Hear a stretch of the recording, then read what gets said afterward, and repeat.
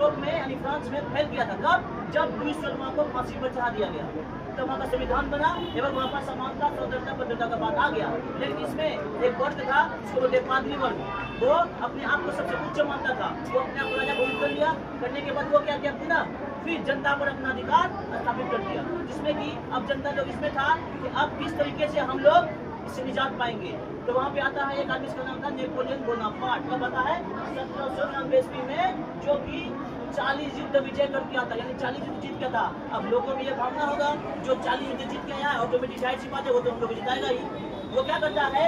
Napoleon Bonaparte पुनः फिर जो संविधान के रूप से जो खत्म हुआ था, यानी समानता का भावना, दूसरा आयात निर्यात वाला भावना, टैक्स खत्म किया था जो, तीसरा फ्रेंच भाषा, चौथा झंडा, ये सब चीज को पुनः फिर लागू कर दिया। जिसमें कि पहले वो राजतंत्र खत्म किया, दूसरा वो क्या किया? नेपोलियन संहिता यानी नेपोलियन कोड लाया। कब? 1804 ईस्वी में। और दूसरा यहाँ पर लाया क्या? संपत्ति का अधिकार समाप्त कर दिया। क्या संपत्ति का अधिकार क्या है? राजा लोग अगर जो जितना काम करता था उससे अधिक टैक्स दे देता था, ये संपत्ति का अधिकार छीन लिया। फ्रेंच भाषा, जो कि भाषा फिर खत्म कर दिया था। कब? फिर 1789 ईस्वी में। फिर क्या हुआ? फिर लेते आया उसको, फ्रेंच भाषा को। फिर समानता का भावना लेते आया।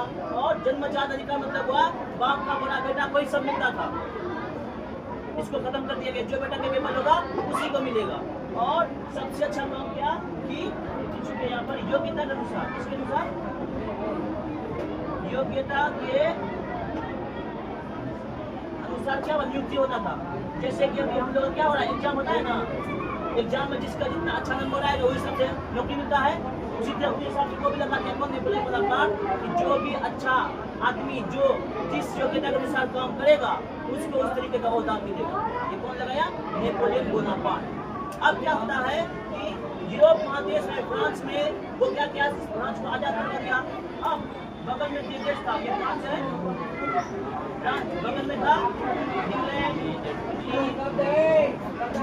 वर्षा, ये सब में डर की भावना आ गई कि अगर फ्रांस को आजाद करवा दिया है दोबारा, 1789 ईस्वी में कौन आजाद करवाया? जनता। दोबारा अपनी नेपोलियन को आजाद करवा दिया तो कहीं फिर यह कि यहाँ पे आना जाए, जो अब नेपोलियन चाह ही रहा था। तो क्या हुआ?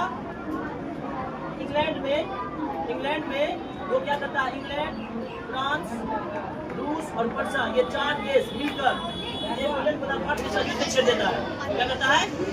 युद्ध छेड़ देता है। जिसमें कि इसके बीच एक और चीज होता है कि वो जाके इटली और जर्मनी को भी आजाद करवा देता है। क्या करता है वो? इटली और जर्मनी को भी आजाद करवा देता है। जिसमें इटली में वो 2 गणराज्य का स्थापना करता है। पहला गणराज्य सेशन सुपीरियर, दूसरा चार्ल्स सुपीरियर, 2 गणराज्य का स्थापना करता है। और जर्मनी में 300 राज्य टूटा हुआ था भागों में, उसको 39 राज्यों को जोड़कर एक जर्मन राइन संघ बनाया। फ्रांस भी आजाद, इटली भी आजाद, जर्मनी भी आजाद। अब कर रहा ये सब देश, कौन सा? इंग्लैंड, वर्षा, रूस, ऑस्ट्रेलिया।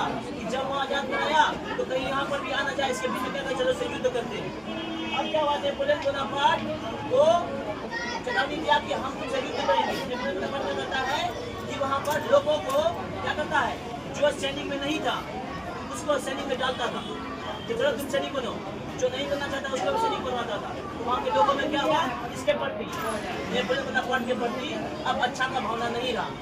इसके फ्रांस में, इटली में, जर्मनी में, तीनों देश में उसके प्रति अच्छे की भावना नहीं रही। अब क्या करता है कि नेपोलियन बोनापार्ट कुछ सैनिक लेकर ये 4 देश से लड़ जाता है।